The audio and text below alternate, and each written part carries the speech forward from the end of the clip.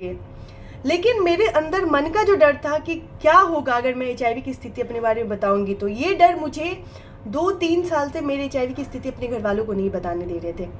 तो सबसे पहले ये होता है कि जो हमारे मन का डर है कि क्या बोलेंगे, क्या कहेंगे। हमारे पेरेंट्स हमारे लिए सोचते हैं, हमसे अच्छा हमारे बारे में सोचते हैं। वो कभी आपको गलत नहीं बोल सकते और कभी बुरा नहीं सोचेंगे। हेलो एवरीवन, आप सभी का बहुत बहुत स्वागत है और थैंक यू इतना सारा प्यार देने के लिए। आज जहां हमने क्लोज किया था कि मैं यहां तक कैसे पहुंच के आई, उसमें एक सबसे बड़ा जो अंदर डर था ये भी था कि कहीं मेरे बारे में मेरे घर वालों को ना पता चल जाए, क्योंकि एक डिस्क्लोजर कि हम कैसे अपने पेरेंट्स को बताएं एचआईवी के बारे में, क्योंकि मुझे और मेरे हस्बैंड को पता था, उसके अलावा किसी को ये बातें नहीं पता थी कि अगर एचआईवी के बारे में, क्योंकि एक बहुत बड़ा डर था अंदर कि हम कैसे शेयर करें। लेकिन हमें ये भी लग रहा था कि अगर हमने ये ज़्यादा दिन छुपाया तो प्रॉब्लम हो जाएगी, बाहर कहीं ना कहीं किसी से तो पता चल ही जाएगा, घर में फिर पता चलेगा तो और भी प्रॉब्लम होगी। तो हमने एक प्लान बनाया कि हम अपने एचआईवी का जो स्टेटस है कैसे अपने पेरेंट्स को बताएं, कैसे फैमिली को बताएं, क्योंकि उस टाइम पे हम थोड़ा सा बीमार भी पड़ रहे थे बार बार, क्योंकि सीजनल हो रही थी, बॉडी बहुत सारी चीज़ों को एक्सेप्ट नहीं कर रही थी, तो बीमार पड़ रहे थे। और ऐसे टाइम पे घर वाले परेशान हो रहे थे कि क्यों बार बार, तो उनको पता नहीं था एचआईवी के बारे में, और इसीलिए हम चाहते थे कि एटलीस्ट कोई एक जन को तो पता हो हमारी स्थिति, ताकि अगर हम कल हो के बहुत ज़्यादा सीरियस हो गए तो वो डॉक्टर्स को बता पाए। तो हमने प्लान किया कि मैं कैसे अपने पेरेंट्स को, अपने घर वालों को अपने एचआईवी के बारे में बताऊंगी। तो एक दिन क्या हुआ कि जब मैं ऑफिस से आ रही थी तो मैंने बहुत सारे एचआईवी के आईसी मटेरियल खरीदे, यानी कि एचआईवी कैसे होता है, एचआईवी कैसे फैलता है, एचआईवी की क्या सिम्टम्स होते हैं, और जो एचआईवी के साथ जी रहे हैं लोग वो मतलब कैसे जी सकते हैं, उनकी नॉर्मल लाइफ है या नहीं है। तो ये सारे मैंने एक टूल जो है यानी बुक टाइप का, वो मैंने ला के घर पे रख दिया। और आप ज्यूम नहीं करोगे, 1 हफ्ते तक उस बुक को किसी ने छुआ भी नहीं।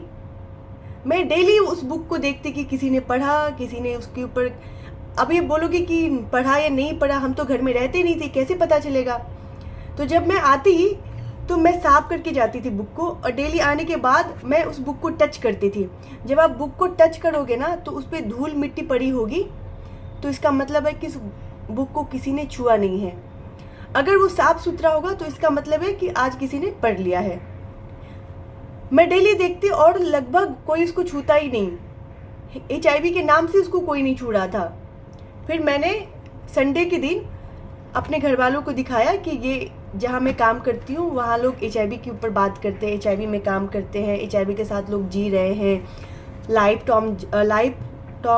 लाइफ टाइम तक एआरवी मेडिसिन के साथ लोग जी सकते हैं। इस तरीके से मैंने अपने पेरेंट्स को बताया, पहले मम्मी पापा को बताया।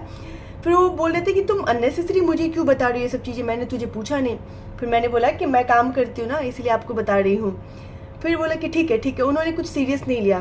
फिर दूसरे दिन भी आके मैंने वो एचआईवी के बारे में उनको बोला, फिर भी मेरी हिम्मत नहीं हो रही थी, क्योंकि इतना आसान नहीं होता है अपने एचआईवी के स्टेटस के बारे में बताना, क्योंकि कहीं ना कहीं वो एक कैरेक्टर के ऊपर भी डिपेंड करता है ना। इसलिए भी ऐसे चलते चलते मुझे 1 महीने लग गए, मुझे आज बताना है, कल बताना है, आज बताना है, कल बताना है, ऐसे करके।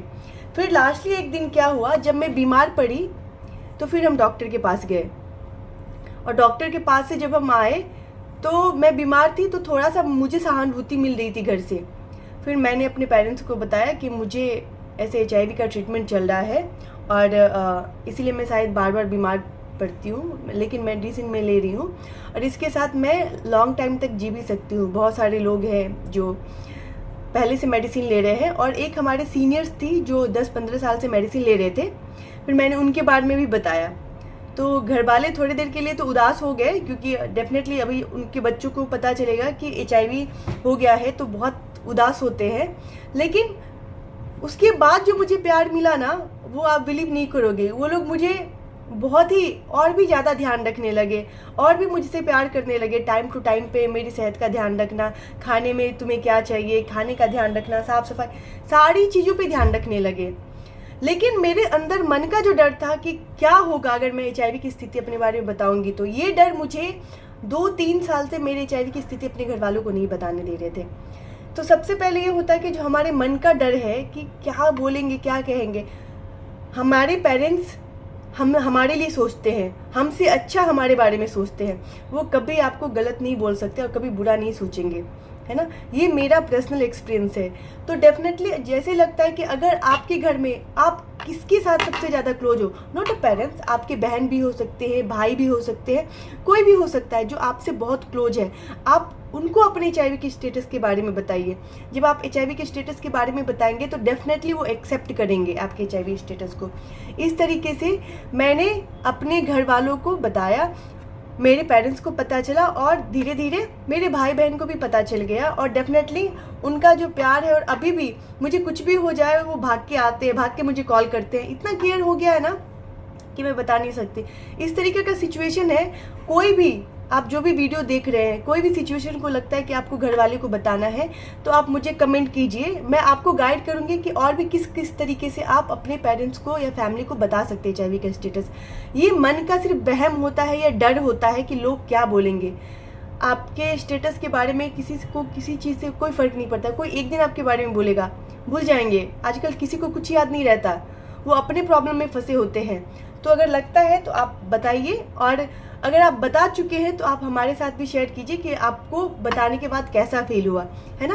फिर मैं अगले एक नए अपना एक्सपीरियंस जो है, मेरी लाइफ जर्नी जो है, मैं उसके बाद क्या क्या मेरे जीवन में बदलाव आए, मैं वो सब आपके साथ शेयर करने वाली हूँ। तब तक के लिए बाय बाय।